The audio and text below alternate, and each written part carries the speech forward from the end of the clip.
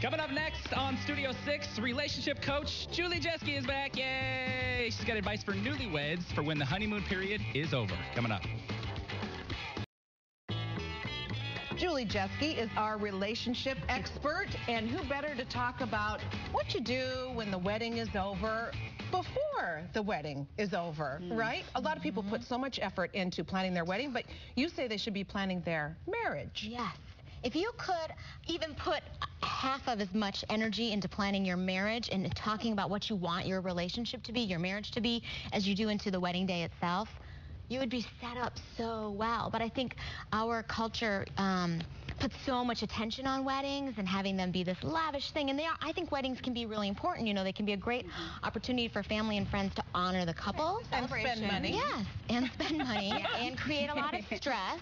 Yeah. But then it's like the wedding's over. And then all of a sudden it's like, well, now what? You know? What? Yeah. The romance of the wedding's gone, the energy. I mean, people can become depressed after weddings. I was, yeah. I called it post-party depression. Totally. Post-party. Yeah. Because you do spend all that time and it's fun and then wah. And you're the princess and it's so fantastic and then it's over. Yeah. And now what? And so what are some of the typical things that newlyweds get in arguments over? So part of it is, I think, a lot of people don't think relationships are going to take that much work. You know, it's like we see the fairy tales, boy meets girl, they fall in love, they get married, they have kids, everything's so wonderful. We don't see people never having to say you're sorry. Wrong. Yeah, it's like we don't see people fighting, we don't see people learning how to stand up for themselves. So that in itself can be shocking to people. Money. If you are not married yet, you better have a conversation about money before the wedding. And children. And children, yes. And then your role expectations. Do you expect me to cook and clean every day? Because you might be disappointed if that's what you expect, you know? What are my roles, what are my responsibilities in our marriage? And what are yours? And what will we do together? And sex. And sex. Because in the beginning of a relationship, people traditionally have more sex than they do as a relationship goes on. And so even though someone might be a newlywed and still be in that honeymoon phase, if they've been together for a while, if they've been sexual before the marriage, even though they're, you know, once they're married, that may taper off, and that can really surprise people because they think, but I'm a newlywed. I should be having a lot of wild and passionate and crazy sex, and that doesn't always happen because once the wedding is over, real life kind of sets in. And then you throw in a couple of kids. Right. And that's a whole different conversation because then life changes again after that, you know? So it's important to kind of set yourself up for these things when things are really good and exciting. Well, then, but how do we do that? What are the things that we can put into place at the beginning so that we can avoid those traditional marital pitfalls. issues? And I want to highlight at the beginning because the longer it takes before you start doing some of these healthy behaviors, the harder it is to do them. You know, the harder it is to, it's like what you can't teach an old dog new tricks or whatever, right? So if we can get in the habit of doing these things now, we will save ourselves some grief in the future. Often, you know, even with counseling, couples often come to counseling way past the time they should have, so things are more difficult to address. Yeah. So I say start the date night now. I mean, you know I talk about date night. Have a weekly date night. If you can't do it weekly, bi-weekly, monthly, do something and start it now so it becomes part of your expected week, part of your vocabulary. Part of your routine, because I think that's what happens a lot of times in, in marriages is you get into a routine, and sometimes that routine's not healthy.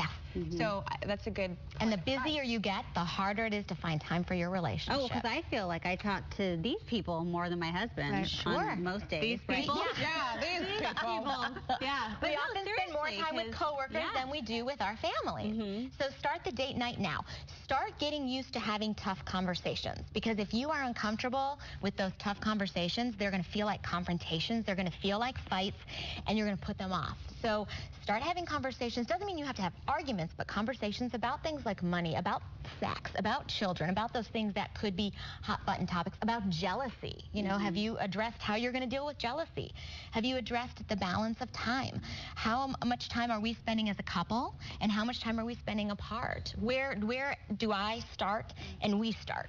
Does that make sense? Like that? I knew a couple that actually had a book, and they would pass the book back and forward. So one person would write a question, and then the other person would answer it, and then I think that's great. You know, especially if you have difficult things that are and if it's they were hard kind of shy talk about people. it, or if you get interrupted a lot, then write it down. I think that's fantastic. I'd be writing I interrupt a lot, I think. So I'd be ready. We need to give her a book. Next week, I'm showing up with a book. Jenny, I love you. Volume 1. Yes. What's our homework for next week? So this week, I don't care if you're a newlywed. I don't care if you've been married 50 years. You need to go on a date. Well, You know- we're going on a date in 2 weeks. You are. Earth, Wind and Fire concert, yeah? And we booked a hotel Do you room. remember? You're going on an overnight We're going on an overnight date. Ooh, yeah. that counts as a double, so I appreciate that. So you go on a date, and this week set aside some time for a conversation. And it can be a tough conversation. It can be a playful one. You can talk about your next vacation, something you look forward to. Okay. But get in the habit of setting that time aside. All right, now we are taking questions for Julie Jeske, and we are looking for your questions. Heck, you don't even need to tell us who you are. We just want to hear your questions about relationships. Anything is, well, nothing's off limits. Nothing's off limits. All right. Absolutely. So send in your questions, and then the last Wednesday of every month, Julie will answer them. Julie Jeske, thank you very much. Thank you.